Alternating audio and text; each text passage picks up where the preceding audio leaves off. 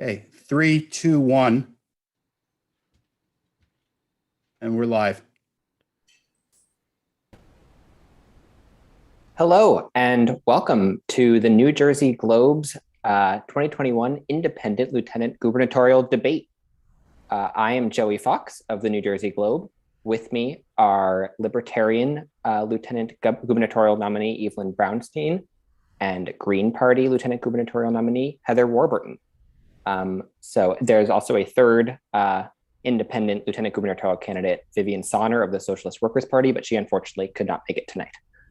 So for the next hour, we will be debating, well, I will not be debating the issues, but I will be asking questions of Ms. Warburton and Ms. Brownstein on the issues that would face them as Lieutenant Governor of New Jersey. But first, they have prepared opening statements. So welcome everybody who is watching. We've flipped a coin. Ms. Brownstein will go first, and whenever you're ready. Thank you very much, Joey and David Weinstein, and of course the Globe, for giving all the candidates on the November ballot an opportunity to present their vision for New Jersey to the voters. I, like many of our constituents, I have owned a small business. I'm an immigrant. I worked for companies. I've taught. I've volunteered for nonprofit organizations. I care for an aging parent, and I've parented future adults, all 7 of them. Those experiences don't make me an expert. They only open my eyes to see and my ears to continue listening to the varied and unique experiences of others and to advocate for individual solutions over the one-size-fits-all approach of government. From the very beginning of the campaign, Greg Mealy, the Libertarian candidate for governor, my running mate, and I, your candidate for lieutenant governor, have been committed to conducting a listening campaign, one that listens to the concerns and issues that affect the residents of this great state, with a mind to finding better solutions than government bureaucracy, and ones that incorporate accountability for outcomes rather than praise for cookie-cutter initiatives that serve very few. We hope you'll join us and work to change the New Jersey by voting for change. Thank you. Thank you. Ms. Warburton, now you. Thank you. You'll have to excuse me. I am a little bit under the weather tonight, so I'll do my absolute best not to cough into the microphone, because I know no one wants to hear that. I want to also thank you for holding the debate tonight. And right off the bat, I want to address the elephant in the room. And that's that Ms. Brownstein and I are essentially kind of being placed at the kids' table tonight. And that's purely because of how many rich people we know, or in our case, don't know. New Jersey sets the rules of who can be in the official debate. And it's basically what candidates have raised about $500,000. That's it.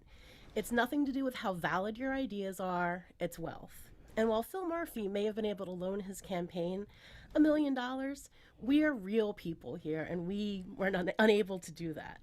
I do want to thank the other independent candidates for running for office as well. It takes great courage and commitment to run as an independent candidate. You got into this knowing the deck is stacked against you at every opportunity, and you run because you're so passionate about fixing things that you just can't sit on the sidelines. Madeline Hoffman and I are deeply passionate about fixing New Jersey because New Jersey is broken. We're on the front lines of catastrophic climate change here, but our state has no real plan to address it. Our tax system is unjust and unfair. People lack comprehensive health care. Poverty is ever rising. Racial inequality and income inequality never seem to get any better. The two-party system has failed us at every turn. Voter apathy is rampant, and it seems like neither of the two big guys are offering real solutions. So that's why I'm so excited about what we can talk about here tonight, is real solutions to the real problems facing people in New Jersey. Thank you. Great, thank you. So my first question is a pretty good segue from that. So as you brought up, there's a lot of focus on the Democratic and Republican candidates for governor and lieutenant governor, but there's less on you and your running mates. Since many voters and many of the people watching right now may not know much about you already, can you tell us a little bit about yourself, about your background, and why you're qualified to be New Jersey's next lieutenant governor? Ms. Warburton, you can go first this time. Sure. I'm a community activist and organizer. My day job is I'm an artist. I've been with the Green Party for about 5 years now. I, like so many people, used to be a Democrat and then found out how much that the system didn't really want to hear the voices of people like me. They are very dedicated to the status quo. So I've been really excited and proud to work with the Green Party for several years now. This is my first time running for office. But like I said, I have been an activist for years. Some of my key proposals and things that I've been working on is a lot of the stuff I mentioned, catastrophic climate change, and how that relates to individual people, like the flooding in our neighborhoods, and how that is devastating for across the state. It's not just a coastal issue, from the back bays to the farmlands. I've also worked on LGBTQ equality campaigns. I've worked on preventing new fossil fuel infrastructure. I've been pretty busy running across the state and meeting the people and talking to them about what really matters to them. And people have a lot to say. People are very smart, and I'm hoping I can help represent some of their voices. Ms. Brownstein, same question to you. Well, I gave some of it away in my opening statement. I've owned a small business. I understand how you know the pressures and the stresses of running a small business. I am an immigrant. I understand the immigrant experience, and I understand how that feeds that plays into a lot of what we are all concerned about. I've worked for companies as an HR professional for most of my career with other companies, but I've also volunteered for nonprofit organizations, particularly those that serve communities that tend to fall between the cracks, like the homeless. And so my eyes are open to how difficult it is for government solutions to fill those gaps, and that charitable organizations tend to do that better. I've been a parent. I've had children in school. I understand the issues that face parents.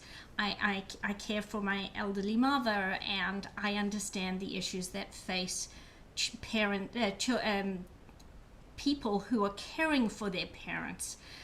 It's again, those things that I'm aware of, and I'm sure there are lots of experiences I haven't had. I'm smart enough to know that these are not all of the experiences that people could possibly have, but I do think that those experiences set me up well to listen to the people of New Jersey and to help them find solutions. Okay, thank you. So to move on to the issues, I'll start with what is arguably the biggest issue in New Jersey and the country, and has been for now a year and a half, which is COVID. A big part of the debate about COVID right now is over vaccines. The scientific consensus is pretty clear that vaccines are the most effective way to stop the spread of the disease, but a large percentage of Americans, including many New Jerseyans, remain unvaccinated. So this is a three-part question. Are you personally vaccinated? Would you use your elected position to encourage others to get vaccinated? And do you support instituting vaccine mandates on certain segments of the population? So it's kind of three tiers of perspectives on vaccines. So Ms. Brownstein, you can go first, please. So am I personally vaccinated? I'll start by saying that I am a huge advocate for vaccines. So I would always, and I always advocate for people using vaccines and having vaccines. I think they've been wonderful, the things that, for those who aren't aware, I grew up in Africa, and I have seen the devastation that occurs when people are not vaccinated, and there are preventable diseases now, and vaccinations help. So I'm a huge vaccine advocate. Would I advocate for vaccines? Yes. Would I suggest that they should be mandated? Absolutely not. That is a decision that each person has to make for themselves, and it has to be based on their personal situation. Yes, I will advocate, because I have seen and in fact lost a distant family member as a result of not getting vaccinated for measles. So I have seen the devastation, but at the same time, I do understand that people should be able to make decisions about their own body. I wouldn't mandate it. I would talk about my experiences, and yes, I'm a huge advocate for vaccination. But no So I guess mandates. oh, sorry, yeah. So a quick follow up to that, in a context where, let's say, it's a healthcare worker working with people who are immunocompromised, or a elementary school teacher working with young children, like people who are working in contexts where others can't get vaccinated or where the vaccines aren't as effective. I mean, how would you deal with those kinds of situations if not for mandates? Well, I don't think government needs to get involved. I think the schools should decide what kind of school environment they want to provide, and parents should be able to choose. And that's another issue that I talk about, is having real school choice and having funding following the kids, so parents can choose for their children the environment they want their children to be in. And the same thing for hospitals, and with certificate of need, and you only have a choice of one hospital in your neighborhood, so that you don't have choices. If we open up choice, then you can pick. If that's important to you and that hospital has mandatory vaccination, then that's the hospital you go to. If it's not important to you, then that's not the hospital you go to, and it will be a consumer-driven market that will make the decisions about whether or not that was a good decision to have made for your organization. So, Ms. Warburton, same question to you, and you're welcome to respond to Ms. Brownstein's comments as well. All right. First off, to answer the first question, yes, I'm vaccinated. My husband is a diabetic and I'm an asthmatic. So as soon as it was open for us to get vaccinated, we ran out that first day as soon as we had that option and got vaccinated. The science is clear. Vaccines are safe and vaccines are effective. They're one of our best tools at fighting this pandemic that we're all under. Would I use my position to advocate? Absolutely. I totally believe in vaccinations. I think it's important that we spread the message, and I understand why people are concerned, why they are dubious. We don't have a great track record with a lot of marginalized communities as far as their health choices, so we have to work to really build that trust and build that relationship. And as far as a vaccine mandate, I believe everyone should be vaccinated, but I do understand there are some people, for whatever reasons, are unable to get vaccinated. There are people that may have allergies. I'm allergic to aspirin. It's not a fault of the aspirin, it's just what I'm allergic to. So we need to make sure we follow the science as what's another effective way for those who are unable to get vaccinated.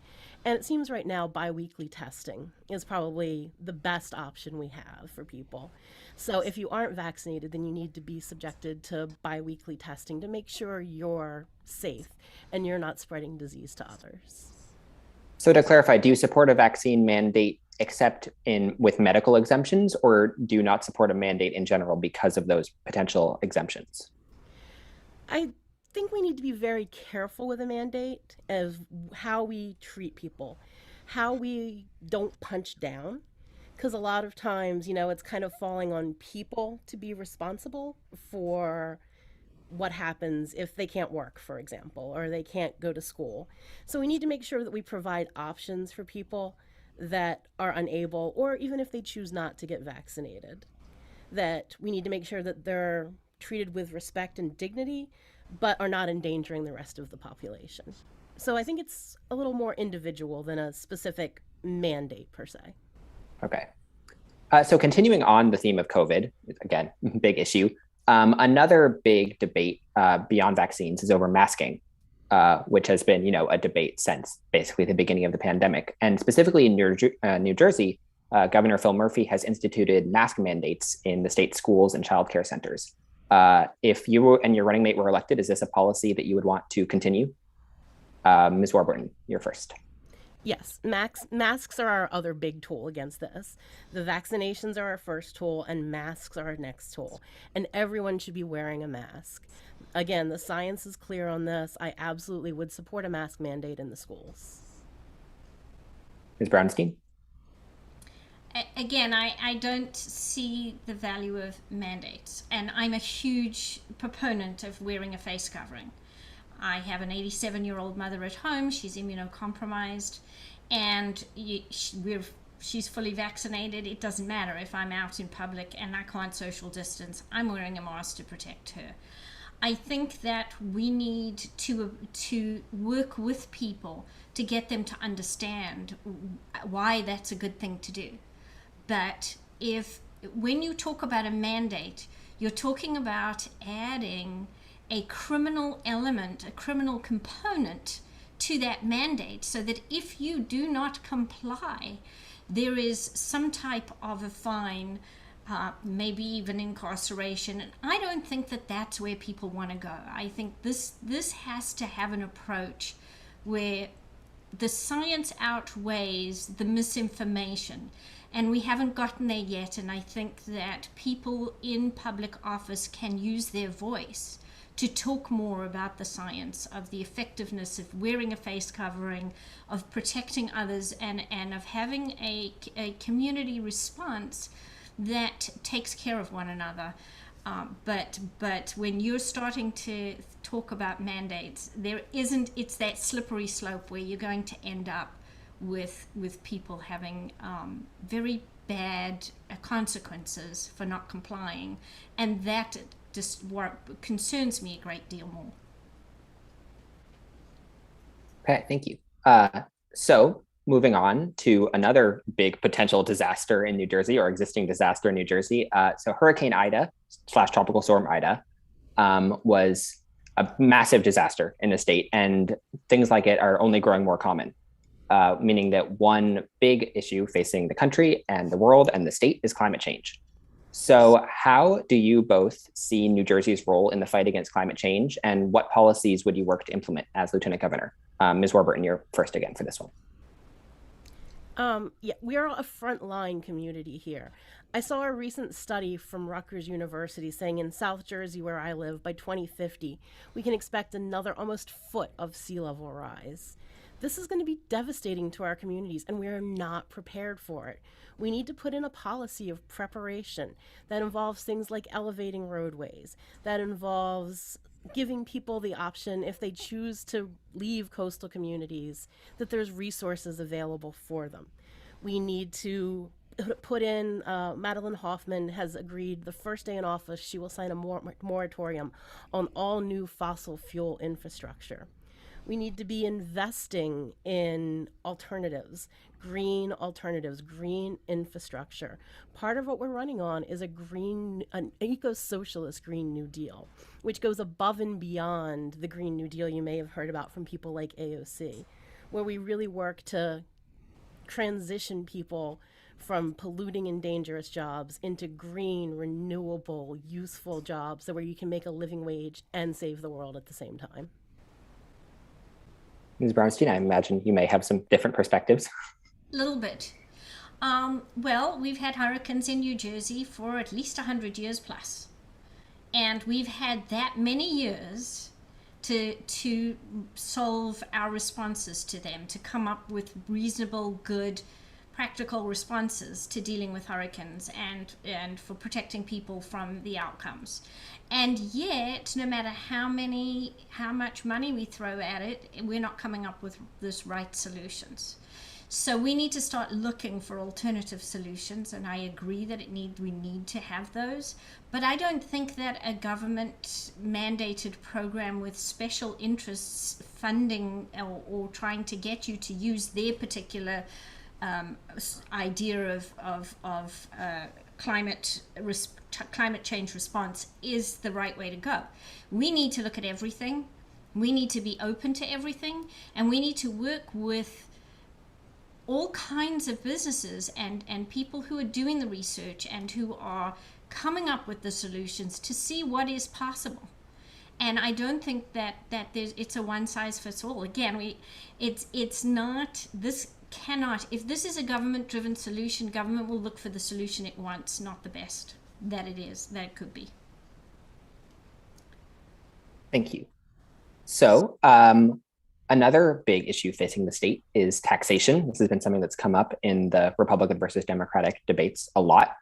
And both of the two candidates, Jack Ciattarelli and Phil Murphy, have spoken pretty strongly against increasing taxes in the next 4 years, with Murphy in particular making headlines for pledging no new taxes. Do you think that New Jersey's taxes are currently too high or perhaps not high enough? And what would you change about the way that the state currently administers taxes and what its tax rates are? Ms. Brownstein, you're first. So that's almost a rhetorical question, because we are one of the highest states, the highest state in most tax on most tax measures. We are the highest state. So yes, the taxes are too high, and the problem with that is that you've got lower income people who are trapped in the state and cannot get ahead, but they also can't leave. You've got people who are leaving, and you've got the elderly who cannot afford to retire in the state. So we're ending up losing a lot of people who could help build New Jersey, and we need to figure out a way for them to stay. Our personal income tax rate is higher than just about every state around us. In Pennsylvania, it's 3%. That's a little known secret. So there has to be accountability. There are lots of government initiatives, lots of government programs that money gets thrown at for which there is no accountability for outcomes. We need to start looking at the budget. We need to start looking at the outcomes, and we need to demand better for the money that we're paying for things. Just as a really quick follow-up question to that. So you were mentioning those specific groups of people that you think are overtaxed and are thus leaving the state. Would you try to specifically lower taxes for lower income people, for the elderly, or would you aim to broadly lower taxes across all populations in the state, or both? Well, we should lower taxes for everybody. And particularly what ends up happening for lower income people is they get hit with taxes like on things that they buy, on transportation, on gas for their cars, our toll system. There are lots of ways that lower income people are taxed that nobody talks about. So if we're going to do tax breaks and get some tax, lower the taxes, we have to lower them for everybody in order to make this work. Ms. Warburton, same question to you. Our taxes in New Jersey are unfair and unjust, where it seems like the middle class are kind of the only people paying taxes a lot. And our tax structure should be based on your ability to pay taxes. Corporate tax rates have fallen. What the share of the budget that's made up by corporate taxes is about a third of what it was just a few decades ago. The same is true for people making over $1 million. What their tax rate is a fraction of what it used to be. Whereas the people in the middle class are getting squeezed. So we need to make sure that we're doing a fair and just tax, where it's not always falling on the middle class. So some of our policies that are going to directly affect taxes is we support Medicare for all. If you actually go and look at what percentage of your taxes is going to paying for your municipal workers' health care, that's a huge percentage of your taxes. And it's not that we shouldn't be providing health care, but it should be a national Medicare for all program. Also, your school funding is a large portion of your property taxes. And this is providing disparity of outcomes, as far as some school systems are just much better than other school systems because they have a glut of resources. So we actually want to transition to that being a statewide funding instead of a local funding system. So that can provide much needed property tax relief for people that are in lower income communities. There's a few other ways that we can balance and make sure that taxes are fair in the state of New Jersey. So yes, they're too high on people who cannot afford to live here. No one should be driven out of the state because they can't afford to pay their taxes. But people that can afford to pay should be paying their fair share. So one sort of clarifying follow-up question for both of you. Governor Murphy and Jack Chiarelli were asked directly whether they would support a pledge to institute no new taxes, raise no taxes. Would you support a similar pledge? Would you at least aim to try to avoid any new taxes? Where do each of you stand on that? Ms. Warburton, you can go first. Well, I would say that there should not be new taxes on the middle class or impoverished people. But I think that there needs to be a fair tax system. And right now, we know that corporations and wealthy people are not paying their fair share. We do not have a progressive tax system, we have a regressive tax system. Same question, Ms. Brownstein. 100%. No question. We need to have no new taxes, and we need to look at the existing ones. So the issue of abortion has also been in the news recently, especially following the passage of a new Texas law that bans abortions after 6 weeks, and then the subsequent court cases that surrounded it. Do you think that New Jersey should pass similar restrictions on abortion? Ms. Warburton, you can go first. No, we should not be passing similar restrictions on abortion. We need to assure reproductive freedom for anyone who finds themselves pregnant and doesn't want to be, and for people who wish to be pregnant who are unable to become pregnant. So we need to codify Roe versus Wade on a state level. And there is a bill on the New Jersey state level, the Reproductive Freedom Act, which would do that. It would codify Roe versus Wade and reproductive freedom in New Jersey. And it's kind of been stalled for a while. So if we win and we are the governor and lieutenant governor, we would 100% not just sign that, but we would encourage our delegation, to the state delegation, to push that bill forward so that we have the opportunity to sign it. Reproductive freedom across the board. Ms. Brownstein, same question. And I guess as an immediate follow-up, do you also support the Reproductive Freedom Act that's currently in the state legislature? So I had 2 miscarriages. I gave birth to 3 children, but I had 2 miscarriages. And under the Texas law, if a neighbor knew about that, they could ostensibly suggest that I had had an abortion. So I would be vehemently opposed to any interference with a woman's right to have those discussions with her doctor and to make personal decisions about her body and in consultation or even not in consultation with a medical professional. That's 100%. I have not read everything in the act. My concern is always that when you put an act in place, again, you're adding criminality. And that always bothers me because we don't want to add more criminality. We have enough laws on the books. But I would 100% support a woman's right to choose in the state and for women to be able to make those decisions and to make decisions if they didn't. And personally, I wouldn't have had an abortion. I wanted my kids. But that decision was out of my hands. So yes, and I raised 4 children that I didn't give birth to, so you can love all kinds of children. And, I am very pro-children because of that. But I totally understand people who make that considered decision not to have. They should be able to have that right, 100%. So both of you brought up, in the context of the Reproductive Freedom Act, that if you and your running mate are elected, you will have to work with the state legislature to get things passed. That's obviously how America works, how New Jersey works. And realistically, it's pretty unlikely that the legislature is going to be anything but mostly Democrats and Republicans. There are simply not that many independent or third-party candidates even running for the legislature. So if you're elected, how would you work to bridge that partisan divide and collaborate effectively with the legislature, which is still likely controlled by the 2 major political parties? Ms. Brownstein, you can go first. So I'll tell you, being an HR professional for most of my career, I've always been in the middle. I've always had to balance the needs of the business with the needs of the employees and try to bring them together. So I'm very, very used to doing that. You have to find those areas where you agree, and you have to work on those areas where you don't to find compromises that everybody feels like they gave up a little bit of something, but they're satisfied with the outcome.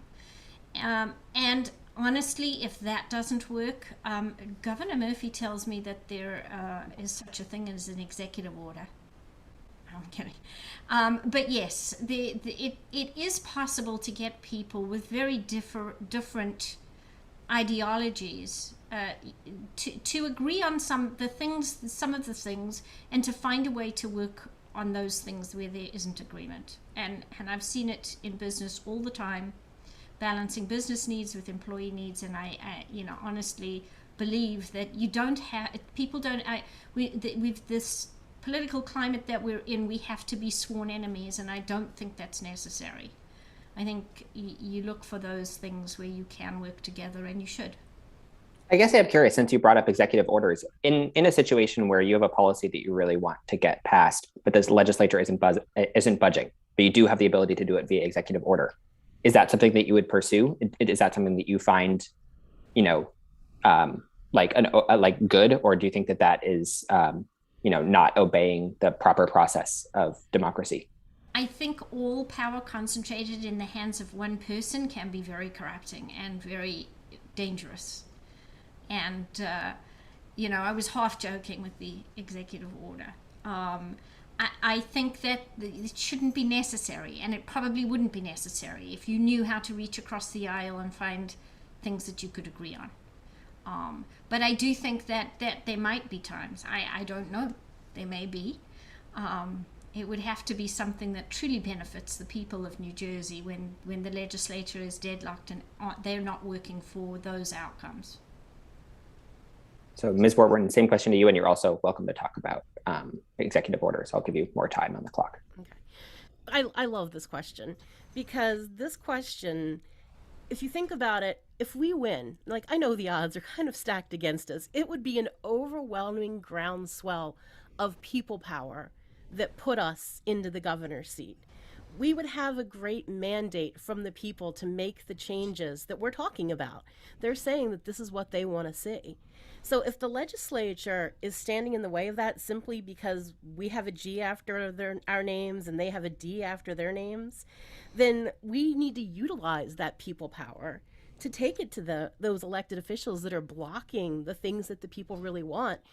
And we'll be out there in the streets with the people, with bullhorns, marching in the streets and showing up at the executive sessions and showing up at people's, offices and saying, why are you blocking what the people want?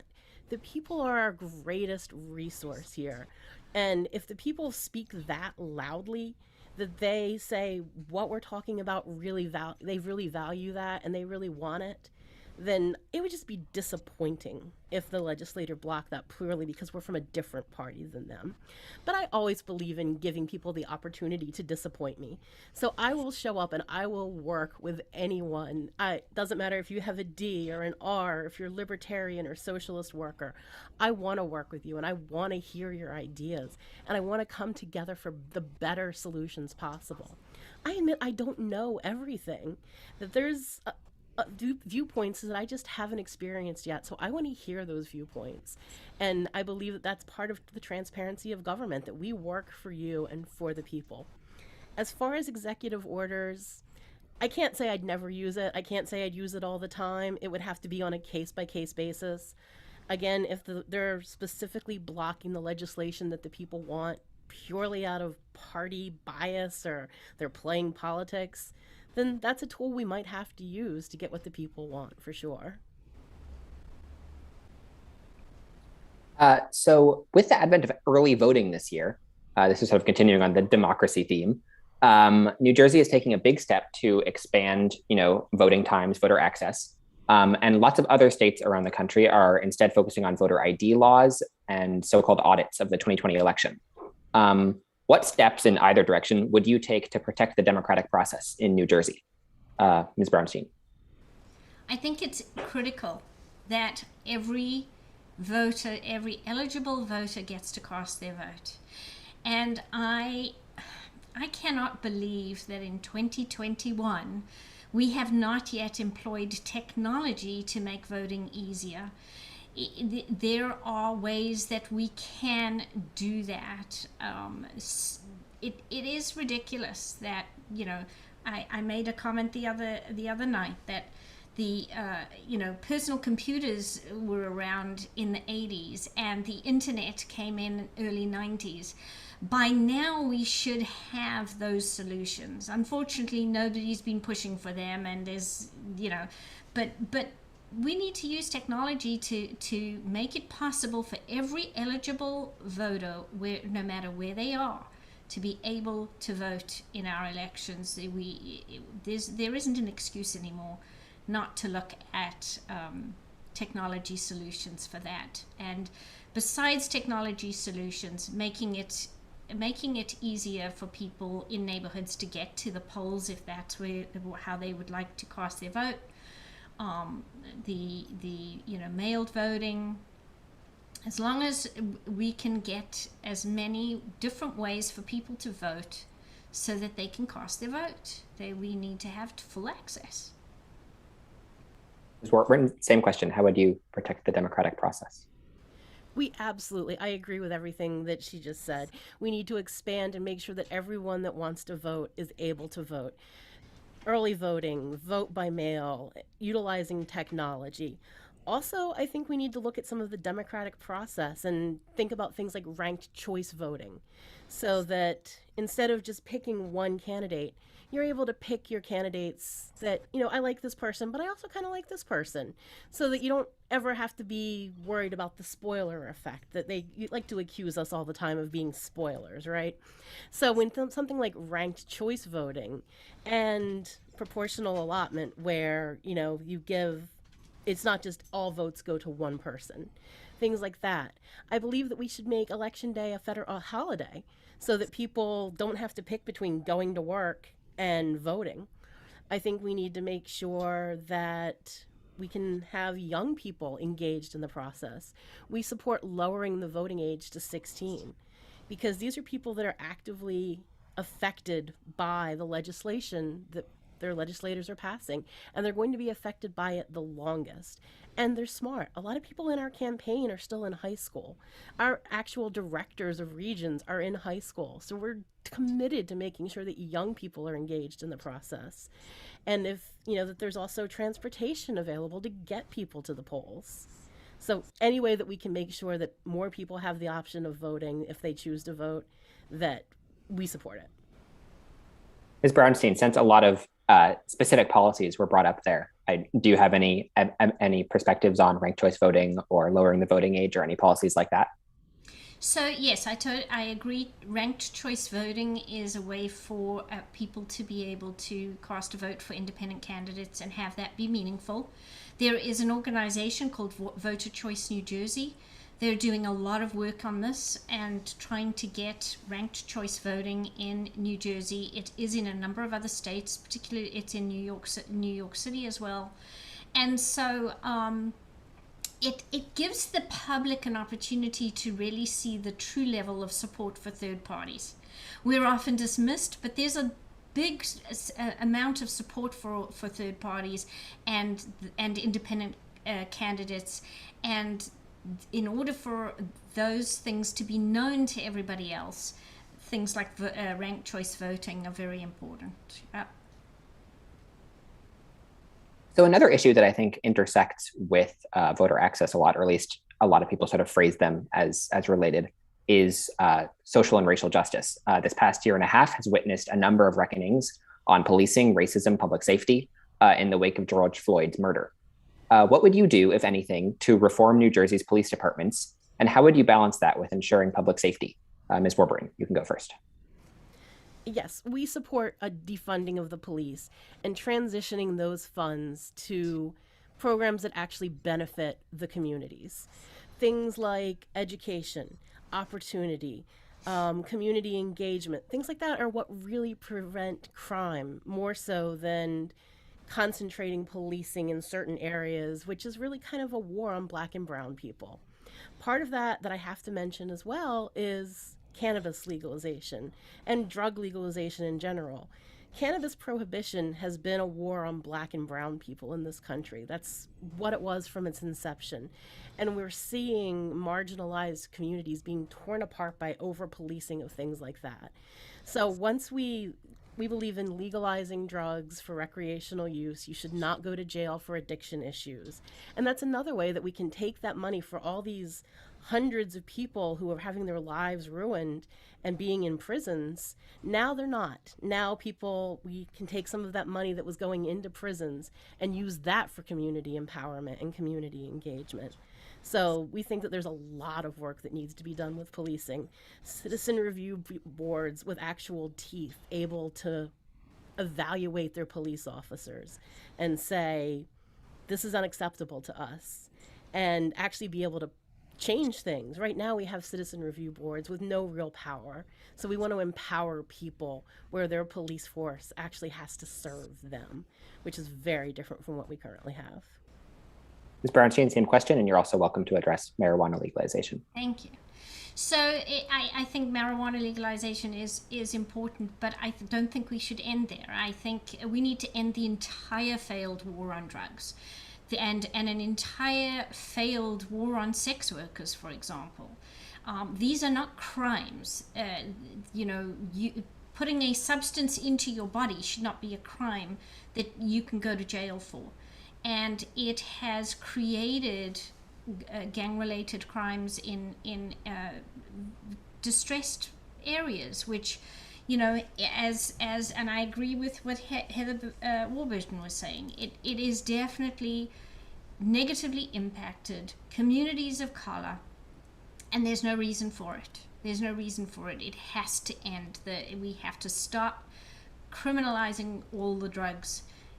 What people put in their body is their choice, and for those who cannot control their substance use, we have to have ways for them to get assistance for addiction.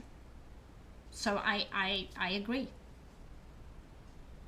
So you both already answered this question to some extent, but more broadly, how do you think that the state can best address historic and current inequalities between its white residents and its residents of color?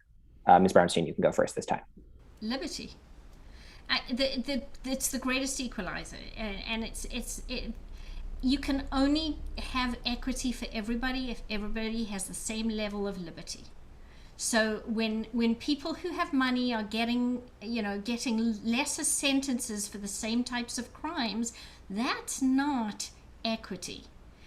If you take away the crime, then you're creating a situation of liberty for people, everybody in that situation. So very simply, equity by having everybody have the same freedoms. And it's not, those freedoms are not driven by how much is in your bank account. That's your inalienable right to those freedoms. Ms. Warburton, same question. We know that some of the atrocities committed in this country have had ripple effects that are still affecting people. People are still benefiting from white supremacy, and people that were descendants of slaves are still unable to build generational wealth. They've been redlined. So this isn't an ancient thing that we're talking about here. This is things that are still affecting people to this day. So our campaign is actually talking about reparations. How do we repair the damage that's been done, not just to Black communities, but also to Indigenous communities, people that had their land taken from them and forced into a reservation system or massacred. So we've been talking about how do we actually repair that damage? Because unless we can repair the damage that's been done and put people on an equal footing, we can never heal the scars on our psyche of this country. So what does reparations look like? Would be your next question. And that's something that we have to engage people in, right? The people that are most impacted by that. You can't have me and Madeline Hoffman, two white women, saying this is what reparations look like. It's the people that have had damage done to them that need to say, this is how we repair that damage. Part of it will probably at least include investing in the communities that have been marginalized, communities that have been ghettoized, communities that have had resources taken from them. An example I'd like to use is Camden, for example. In Camden, down here by me, I'm a South Jersey girl, you see there's almost this walled off area of where all the resources in Camden go. And then there's just this rest of Camden that has no resources. They don't have grocery stores. Atlantic City is another one. They don't even have access to good, clean, healthy food. We see in Newark that they don't even have access to good, clean water. And this is based out of systemic racism that's still affecting us to this day. So we need to repair all of that damage that's been done if we expect people to have the best outcomes possible. Ms. Brownstein, I want to give you the chance to talk on reparations or lack thereof for Black people and Indigenous people. More importantly, creating generational wealth. If you remove this desperate situation that we're in, where we incarcerate people for victimless crimes, and thereby removing their ability to earn and their ability to then get back into the workplace, you end up with a situation where it's much more difficult to create generational wealth you can pass on to your families. So we really need to start, I believe, with ending these failed policies with respect to what is a crime, and then look at how communities can lift themselves up. All right, so I have one last question before closing statements, and it's sort of on the nature of the Lieutenant Governor's office itself. As you know, the office doesn't really come with very many concrete powers, but anyone who holds it must also hold another cabinet level position or a position in the gubernatorial administration. So part one of this question is, what additional position would you choose to fill? And then also, how would you more broadly leverage the role of Lieutenant Governor to fight for the policies that you support? Ms. Warburton, you're first. I think I'd actually take a page out of Lieutenant Governor Oliver's book, and community affairs would be a position I would love to fill and love to help, because that's what I'm always talking about. You may have heard me tonight talking repeatedly about the people, and serving the people, liaisoning with the people, making sure that the people have the resources they need. So that would be one position I'd love to be able to fulfill. As far as how I can advocate for my policies, the governor candidate and I are great friends. We've been friends far before we were running mates. So we make a really good team. We work together in great ways, so we can be a force to push together for the policies that we want. But how we're different is she's from North Jersey and I'm from South Jersey. So we can actually, there's this divide that we know exists in the state, whereas, we kind of each fight each over, who's getting the resources and who's benefiting from this. We can actually come at it with two different perspectives and fight for the state as a whole. And a lot of campaigns don't have that, the North Jersey, South Jersey bonus that we're bringing to the campaign. And I'm an activist. I'll be in the streets. You will see me in the streets with you, fighting for what's right. Whether I win this election or not, you will see me in the streets fighting. Ms. Brownstein, same two questions. So I hate to sound like I'm copying, but yes, community affairs is really, really where it's at. And in particular, I would use my office to advocate for resolving homeless issues. And that means looking at things like how services are delivered to the homeless, working with the charitable organizations that do it better. In order to deliver services to the homeless, the government needs an address and you have to prove who you are. Unfortunately, for most homeless people, they can't do that. They don't have an address where they can receive the services, and they can't always prove who they are. So I would like to work particularly with our homeless communities to try and address their plight and their situation, and then also work with communities that have incredibly strict zoning regulations that make it impossible for people to expand housing or to build on their properties. You've got lots that are 5 acres, and they have to be 5 acres. And right on the border, there are people who are homeless who would like to, who could benefit from having homes in areas where there are these very, very strict zoning regulations. So those would be the things that I would try to work on with the governor. Okay, thank you. So we have nearly reached the end of this excellent debate. But first, it is time for closing statements. So like at the beginning, Ms. Brownstein, you may go first whenever you're ready. I'm always up first. Thank you again, Joey, for hosting the debate. I hope that on election day you'll see the names Greg Mealy and Eveline Brownstein, Libertarian, and pull for us. Because for real change in our great state, we must vote for change. And the two parties have let you down with empty promise after empty promise and disguising their initiatives as new, even though they lack any innovation or modern thinking.